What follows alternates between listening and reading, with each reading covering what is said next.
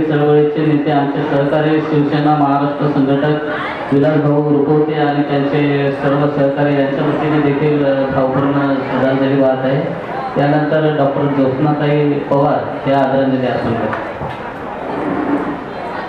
विश्ववंदनीय तथागत सम्यक संबोधन त्रिवार पंचांग प्रणाम.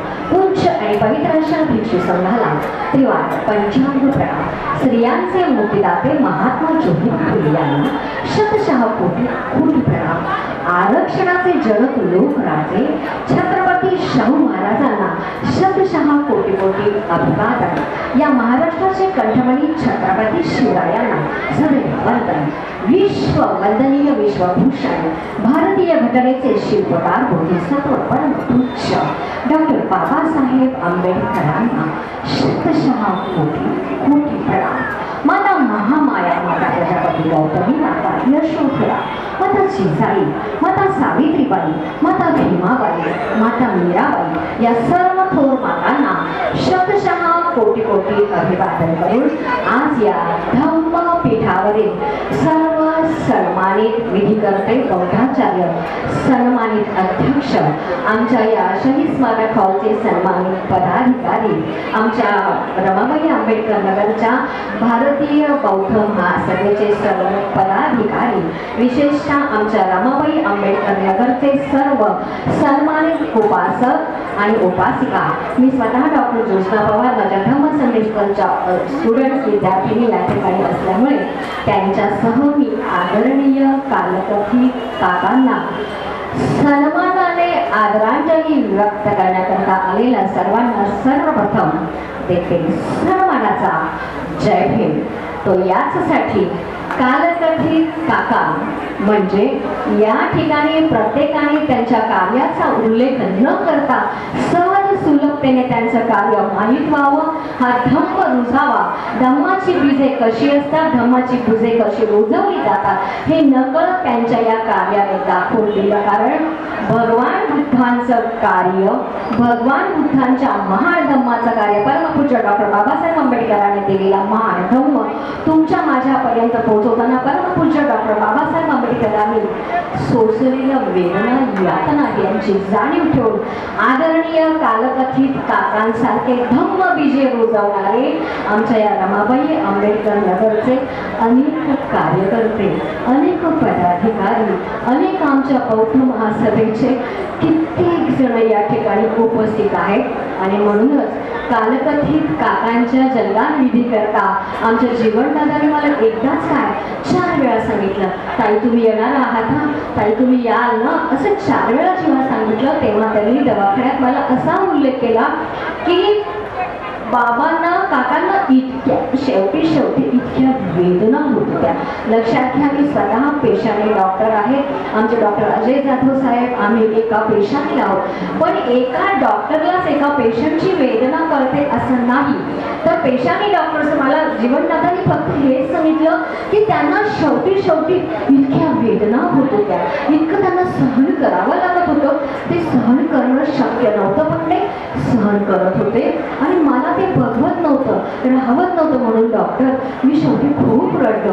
पण त्यावेळेला बाबांनी प्रत्येक वेळच्या त्यांच्या पुढच्या ज्या स्टेजेस होत्या ट्रीटमेंटच्या, त्या प्रत्येक ट्रीटमेंटला त्यांनी सरळ नकार दिला होता. ट्रीटमेंट करायची नाही, मला काही बायोप्सी करायची नाही, मला पुढची ट्रीटमेंट घ्यायची नाही आणि मी आहे असाच जीवन, माझा प्रवास अखेरचा चालू ठेवणार आहे हे त्यांनी जीवनला दाखवून दिलं होतं. त्यांच्या परिवाराला दाखवत ते सहनशक्ती वाढवत होते. म्हणजे त्यांचा सहनशक्तीचा अंत नव्हता.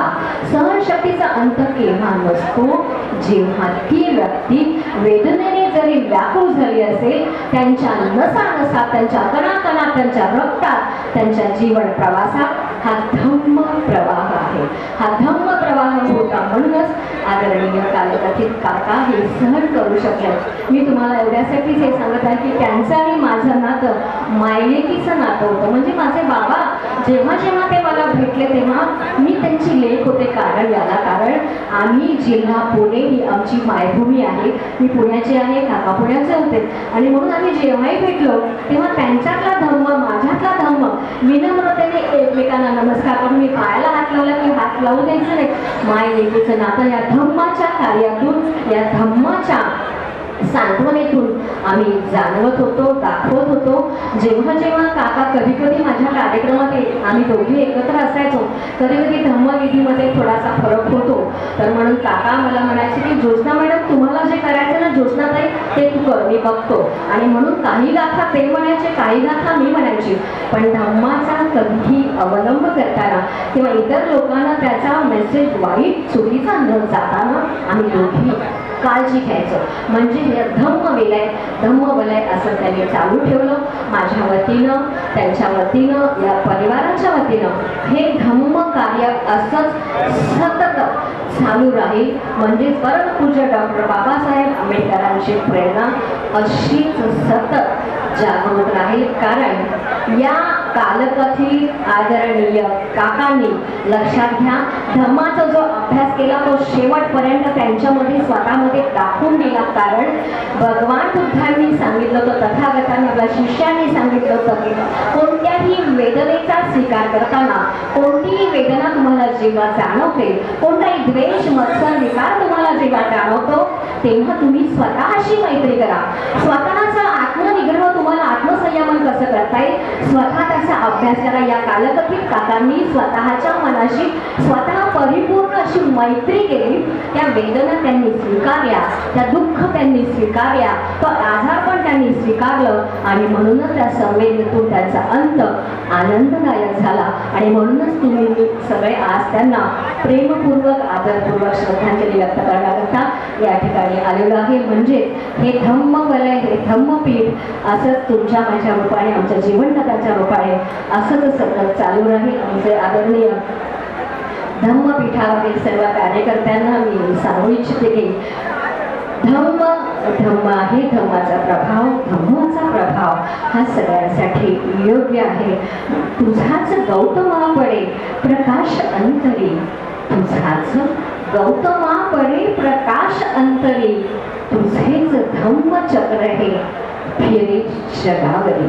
तुमच्या माझ्या वतीनं आपल्या सर्वांच्या रूपाने का होईना, आपल्या सर्वांच्या कार्याने का होईना हा धम्म प्रवाह असा चालू राहील. पण आदरणीय कालकथीत काकांना श्रद्धांजली म्हणून, कृतज्ञता म्हणून मी त्यांची स्वतःची धम्मपीठावर भाषण करणारी त्यांची खरोखरच धम्म मुलगी, धम्म चिरंजीवी म्हणून असे अनेक लोकांना मी घडवते आहे. आणि धम्म संदेश स्कूल मुंबईमध्ये चालवताना कविता कासारी, सुजाता सरकार धम्म संदेश स्कूलच्या विद्यार्थ्यांकडून कालकथींना कृतज्ञतापूर्वक, विनम्रतापूर्वक श्रद्धांजली, आदरांजली व्यक्त करते. धन्यवाद. नौ बुद्धाय. जय भीम, जय भारत, जय महाराष्ट्र. धन्यवाद डॉक्टर.